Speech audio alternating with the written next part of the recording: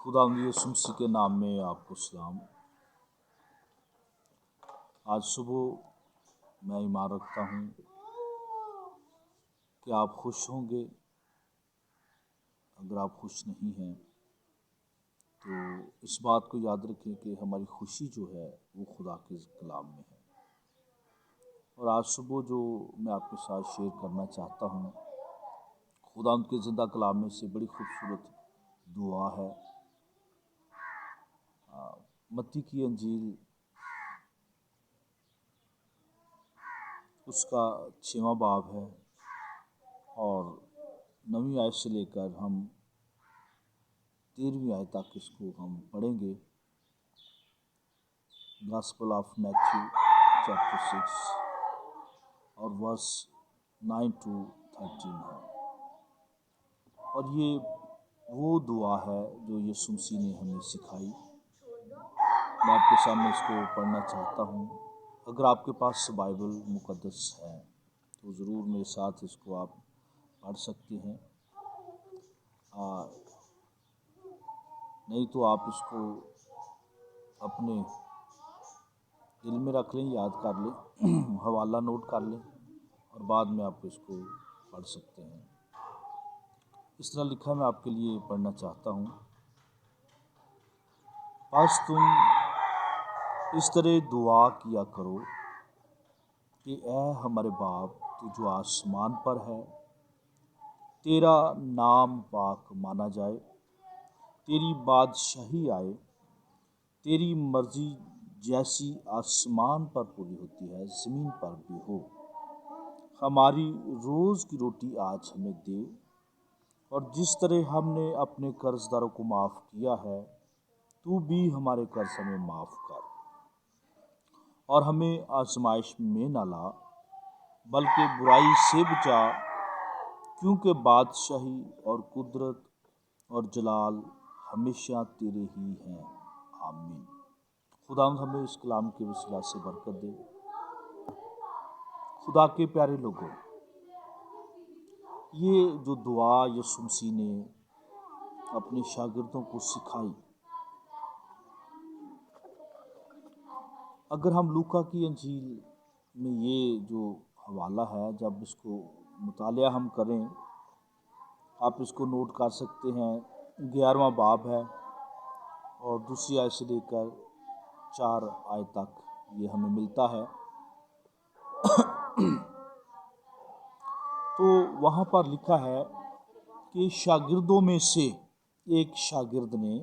यीशु मसीह से कहा कि ऐ उस्ताद, ऐ खुदावंद, जिस तरह यूहन्ना ने अपने शागिर्दों को दुआ करना सिखाया, तू भी हमें दुआ करना सिखा।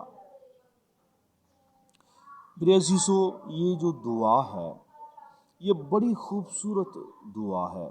और बड़ी सादा दुआ है, और हर सादा से सादा जो इंसान है वो इसको सीख लेता है, वो याद कर लेता है, और ये दुआ उसके दिल पर नक्श हो जाती है। अगर हमें दूसरी दुआएं जो हैं नहीं आती, लेकिन ये एक ऐसी दुआ है जो मुकम्मल दुआ है। अगर हम इसका मुतालिया करें, इसको गौर से इसका मुतालिया करें, तो यीशु मसीह ने अपने शागिर्दों को ये बड़ा खूबसूरत एक दुआ का नमूना दिया और एक ऐसी दुआ सिखाई जो मुकम्मल, जिसमें खुदा की शुक्रगुजारी है और फिर हमारी ज़रूरियात इसमें शामिल हैं। और यीशु मसीह ने कहा कि बस तुम इस तरह दुआ किया करो कि ऐ हमारे बाप तू जो आसमान पर है। हमारा बाप, अब्राहम का बाप, इसहाक का बाप, याकूब का बाप, इसराइल का बाप, हमारा बाप मसीह में वो हमारा बाप बन गया। मेरे अज़ीज़ों, इस बात को हम जानते हैं कि हमारा खुदा دوسرے جو مذاہب ہیں وہ خدا کو باپ نہیں کہتے، لیکن مسیح میں ہم خدا کو باپ کہتے ہیں۔ یہ ہمیں حق دیا گیا ہے، کیونکہ خدا کے کلام میں لکھا ہے کہ جتنوں نے یسوع کو قبول کیا، خدا باپ نے ان کو یہ حق بخشا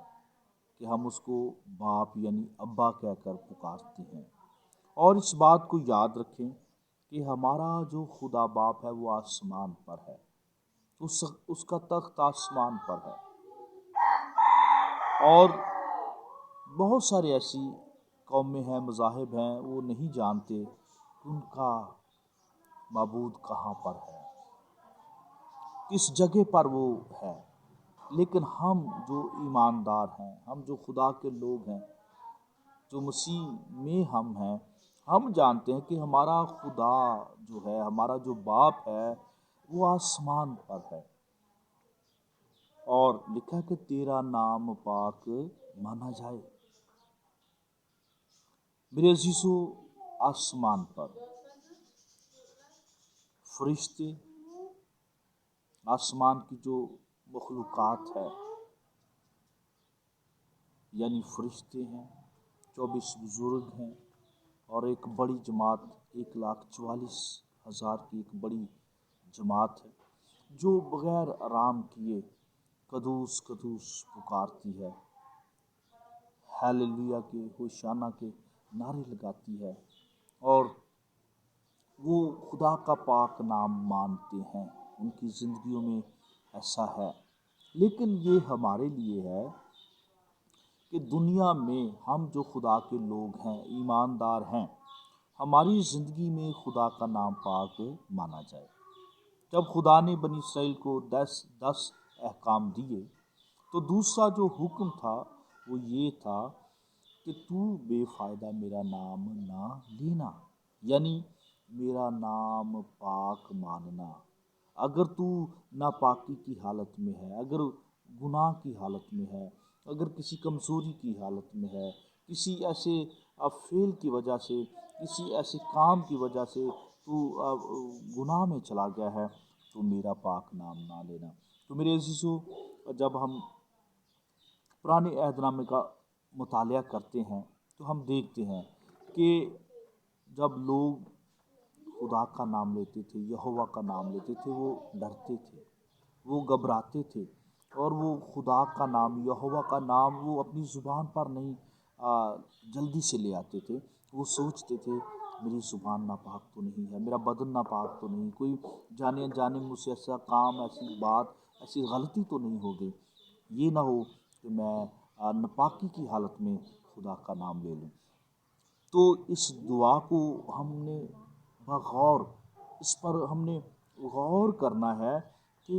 خدا کا جو نام ہے وہ ہماری زندگی میں پاک مانا جائے۔ اور لکھا کہ پھر تیری بادشاہی آئے، یعنی تیرا اختیار، تیری اتھارٹی، تیرا کلام، تیری جو مرضی ہے، تیری جو قوانین ہیں، جو تیری اتھارٹی ہے، ہم اس میں رہیں۔ تیری بادشاہی، آسمان پر تو خدا کی بادشاہی ہے، وہ بادشاہوں کا بادشاہ ہے، وہ خداوندوں کا خداوند ہے، وہ ابراہیم، اسحاق، یعقوب کا خدا ہے، وہ ساری کائنات کو بنانے والا ہے۔ لیکن یہ میرے لیے ہے، آپ کے لیے ہے کہ تیری بادشاہی آئے اور تیری مرضی جیسی آسمان پر پوری ہوتی ہے، زمین پر بھی ہو۔ میرے عزیزو، آسمان پر خدا کی مرضی، جیسے میں نے پہلے یہ بتایا کہ آسمان پر خدا کی مرضی پوری ہوتی ہے، فرشتے اس کا حکم مانتے ہیں، ہر طرح سے اس کے حکم کی جو ہے وہ اس کو مانا جاتا ہے، اور لکھا ہے کہ تیری مرضی ہماری زندگی میں پوری ہو۔ اور جب ہم داؤد کے زبور ہم پڑھتے ہیں تو داؤد کی جو دعا ہے، اس کی جو خواہش ہے، وہ کہتا ہے کہ اے میرے خداوند، میری یہ خواہش ہے، میری یہ دعا ہے، تیرے حضور فریاد ہے کہ میری خوشی اس بات میں ہے کہ تیری مرضی میری زندگی میں پوری ہو۔ میری اور آپ کی بھی یہ دعا ہونی چاہیے داؤد کی طرح کہ اے باپ، تیری مرضی ہماری زندگی میں پوری ہو۔ اگر ہم خدا باپ کی مرضی کو پورا کریں گے اگر خدا باپ کی مرضی ہماری زندگی میں پوری ہوگی تو اس دنیا میں بھی ہمیں برکت ملے گی اور آنے والی زندگی میں بھی ہم اپنے خدا یسوع مسیح کے ساتھ رہیں گے، کیونکہ جب اس کی مرضی پوری کریں گے تو پھر ہم ابلیس کے ساتھ کوئی کمپرومائز نہیں کریں گے، گناہ کے ساتھ کوئی کمپرومائز نہیں کریں گے، اور ایسے کاموں سے جو ہمیں خدا سے دور لے کر چلے جاتے ہیں ہم ان سے کمپرومائز نہیں کریں گے، کیونکہ ہم یہ جانتے ہوں گے کہ ہم نے خدا کی مرضی کو پورا کرنا ہے، خدا کی مرضی ہماری زندگی میں پوری ہو۔ تو کیا ہماری روز کی جو روٹی ہے آج ہمیں دے، یہ ہماری نیڈس ہیں، یہ ہماری ضروریات ہے۔ جب ہم صبح ارلی مارننگ اٹھ جاتے ہیں، ہم دعا کرتے ہیں، بائبل پڑھتے ہیں، کام کے لیے ہم تیاری کرتے ہیں، تو یہ دعا جو ہے اس سے ہمیں آغاز کرنا چاہیے کہ خدا باپ آج تو جو میری ایکٹیویٹیز ہیں، جو آپ کی مصروفیات ہیں، جو آپ نے کام کرنا ہے، اسکول جانا ہے، کالج جانا ہے، جاب پر آپ نے جانا ہے، آپ نے جو بھی آپ کا کام ہے،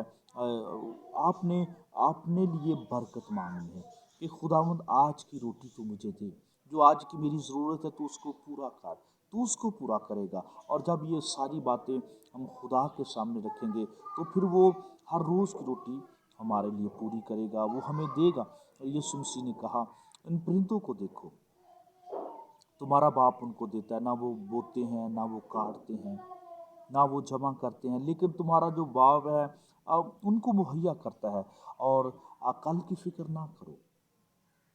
آج کا جو دکھ ہے وہ کافی ہے، آج کا کام جو ہے وہ کافی ہے، کل کا دن وہ خود آپ کے لیے فکر کرے گا۔ لیکن میں آپ کو یہ بتانا چاہتا ہوں کہ جب ہم صبح اٹھتے ہیں اپنی ساری نیڈز کو،